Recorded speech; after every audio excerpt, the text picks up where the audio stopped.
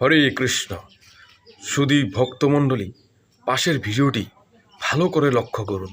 দেখুন আমরা হিন্দুরা কতটা মূর্খ, আমরা হিন্দুরা কতটা জঘন্য, আমরা কতটা খারাপ হলে, কতটা জঘন্য হলে ভগবানের সামনে এরকম মাছ মাংস, রক্ত মাংস, এরকম অপবিত্র খাবার নিবেদন করতে পারে, অর্পণ করতে পারে। এই জাতিটা কতটা নিকৃষ্ট। তো এই জাতি ধ্বংস হবে না, তাহলে কারা ধ্বংস হবে বলুন? আমাদের ধর্মের প্রতি আমাদের একটু শ্রদ্ধা নেই। আমরা যে মতেরই হই না কেন, আমরা যে পথেরই হই না কেন, আমাদের হৃদয়ে কি একটু ভালোবাসা নেই? শাস্ত্রের প্রতি ভগবান কেন শাস্ত্র সৃষ্টি করেছে?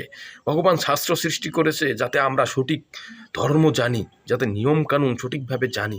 আমরা মাছ মাংস খাই, ঠিক আছে, আমরা খেতে পারি, কিন্তু এই যে ভগবানের সামনে এগুলোকে দেওয়া, এটা কতটা অপবিত্র জিনিস, এটা কীরকম একটা পাপ, মানে হৃদয়ে কতটা জঘন্য হলে, খারাপ হলে, মানে এরকম দুশ্চিন্তা, এরকম অপবিত্র চিন্তা মাথায় আসে।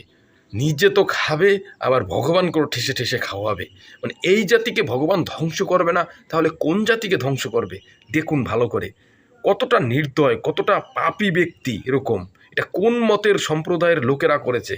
এদেরকে নিশ্চয়ই ভগবান কঠিন থেকে কঠিন শাস্তি দেবে। অপেক্ষা করুন।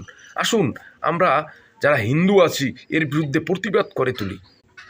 আজকে যদি আমরা প্রতিবাদ না করি, তাহলে এভাবেই আমাদের ধর্মটা চিরতরে ধ্বংস হয়ে যাবে। এক সময় হিন্দু নামে কোনো ধর্মই থাকবে না, সনাতন ধর্মের কোনো অস্তিত্বই থাকবে না। তাই আসুন আমাদের নিজেদেরকেই এগুলো প্রতিবাদ করতে হবে।